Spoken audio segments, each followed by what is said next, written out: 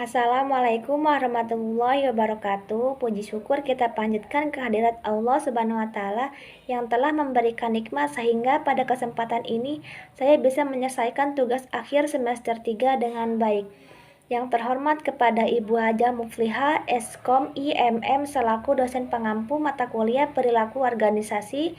Perkenalkan, nama saya Fitriana Ramadanti, kelas 3E Manajemen Fakultas Ekonomi dan Bisnis Universitas Bina Bangsa. Pada video presentasi ini, saya akan membahas materi tentang persepsi, yang membahas mengenai persepsi, yang kedua subproses dan persepsi, yang ketiga pemilihan persepsi yang terdiri dari faktor perhatian dari luar dan faktor perhatian dari dalam, yang keempat organisasi persepsi, yang kelima atribusi. Pengertian persepsi. Persepsi adalah proses kognitif yang dialami oleh setiap orang di dalam memahami informasi tentang lingkungannya, baik lewat penglihatan, pendengaran, penghayatan, perasaan, dan penciuman. Menurut David Krantz, persepsi adalah suatu proses kognitif yang kompleks dan menghasilkan gambaran yang unik tentang kenyataan yang barangkali sangat berbeda dengan kenyataannya. Contoh persepsi yang pertama, seorang bawahan menjawab suatu pertanyaan berdasarkan atas apa yang ia dengar dari atasannya, bukan apa yang senyatanya dikatakan oleh atasannya. Yang kedua, pekerjaan yang sama mungkin dilihat oleh suatu pengawas sebagai gaji pekerjaan terbaik, namun oleh pengawas yang lain dikatakan yang terjelek. Subproses dalam persepsi. Yang pertama ada stimulus atau situasi yang hadir. Mula terjadinya persepsi diawali ketika seseorang dihadapkan dengan suatu situasi dan stimulus. Situasi yang hadir berupa stimulus penginderaan dekat dan langsung atau berupa lingkungan sosial kultur dan fisik yang menyeluruh. Yang kedua ada registrasi. Dalam masa registrasi, suatu gejala yang nampak ialah mekanisme fisik yang berupa penginderaan dan syaraf seseorang terpengaruh. Kemampuan fisik untuk mendengar dan melihat akan mempengaruhi persepsi. Dalam hal ini, seseorang mendengar atau melihat informasi terkirim kepadanya. Setelah informasi sampai kepada seseorang, subproses berikutnya yang bekerja ialah interpretasi. Selanjutnya yang ketiga adalah interpretasi. Interpretasi merupakan suatu aspek kognitif dari persepsi yang amat penting. Proses interpretasi ini bergantung pada cara pendalaman atau learning, motivasi, dan kepribadian seseorang. Pendalaman motivasi dan kepribadian seseorang akan berbeda dengan orang lain. Oleh karena itu, interpretasi terhadap sesuatu informasi yang sama akan berbeda antara satu orang dengan orang yang lain. Disinilah letak sumber perbedaan pertama dari persepsi, dan itulah sebabnya mengapa interpretasi merupakan subproses yang paling penting. Yang keempat ada umpan balik atau feedback. Subproses ini dapat mempengaruhi persepsi seseorang. Sebagai contoh, seorang karyawan melaporkan hasil kerjanya kepada atasannya, kemudian mendapatkan umpan balik dengan melihat raut muka atasannya. Kedua alisnya naik, bibirnya mengatup rapat, matanya tidak berkedip, dan kemudian terdengar suara bergumam seperti mau ditelan sendiri. Feedback semacam ini membentuk persepsi tersendiri bagi karyawan.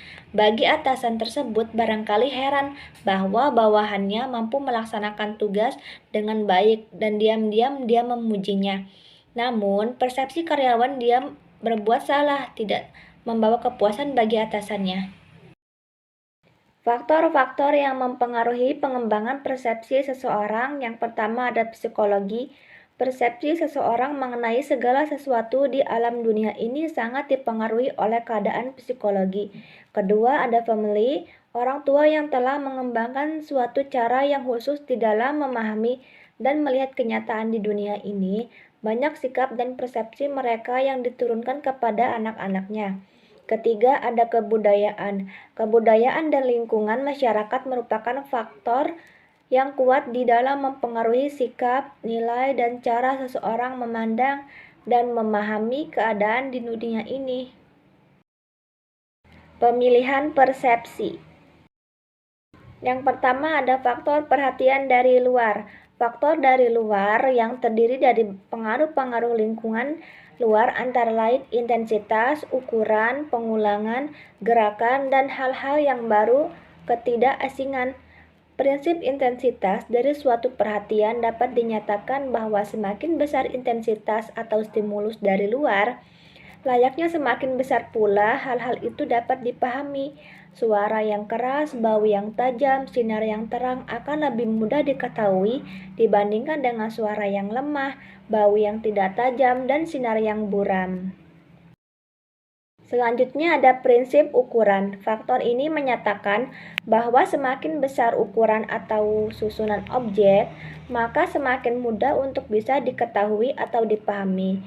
Dengan melihat bentuk ukuran suatu objek, orang akan mudah tertarik perhatiannya dan dapat membentuk persepsinya. Selanjutnya pengulangan atau repetition. Dalam prinsip ini bahwa stimulus dari luar yang diulang akan memberikan perhatian yang lebih besar dibandingkan dengan yang sekali lihat. Yang terakhir ada gerakan atau moving. Prinsip ini menyatakan bahwa orang akan memberikan banyak perhatian terhadap objek yang bergerak dalam jangkauan pandangannya dibandingkan dari objek yang diam. Pemilihan persepsi selanjutnya ada faktor perhatian dari dalam. Beberapa faktor dari dalam diri seseorang yang mempengaruhi proses seleksi antara lain proses belajar atau learning, motivasi dan kepribadiannya. Belajar atau pemahaman suatu faktor-faktor dari dalam yang membentuk adanya perhatian kepada sesuatu objek sehingga menimbulkan adanya persepsi adalah didasarkan dari kekomplekan kejiwaan seperti yang diuraikan di muka. Selanjutnya, faktor perhatian dari dalam ada motivasi dan kepribadian. Pada dasarnya tidak bisa dipisahkan dari proses belajar, tetapi keduanya juga mempunyai dampak yang amat penting dalam proses pemilihan persepsi. Untuk menjelaskan aspek motivasi dalam hubungannya dengan proses seleksi persepsi tersebut. Contohnya, orang yang membutuhkan makanan, maka setiap pembicaraan, penyebutan, atau pembawaan mengenai suatu jenis makanan akan merangsang perhatian dan minat orang. Organisasi persepsi.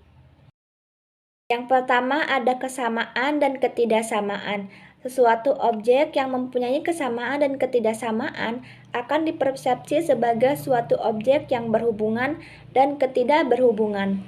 Sebagai contoh, di lingkungan Departemen Pendidikan dan Kebudayaan, para karyawan memakai pakaian dinas yang seragam berwarna abu-abu.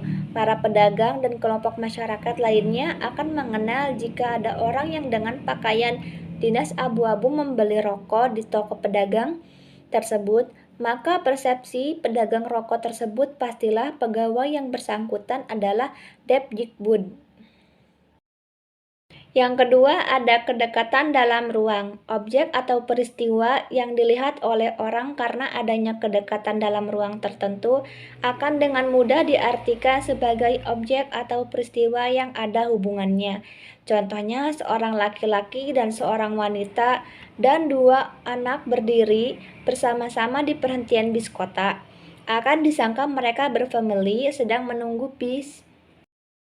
Yang ketiga ada kedekatan dalam waktu.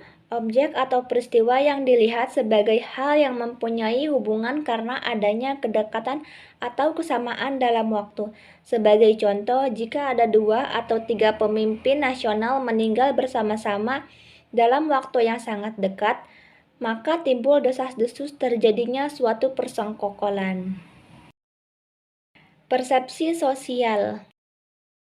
Persepsi sosial adalah berhubungan secara langsung dengan bagaimana seseorang individu melihat dan memahami orang lain. Sebagai contoh, pemimpin akan melihat dan menilai stafnya, staf melihat dan menilai atasannya, pengawas menilai yang diawasi, sebaliknya yang diawasi menilai pula pengawasnya. Guru menilai murid dan murid juga menilai gurunya. Proses menilai atau melihat diri orang lain seperti yang dikemukakan di atas dinamakan persepsi sosial. Persepsi sosial ialah faktor psikologi dan kepribadian. Selanjutnya ada atribusi.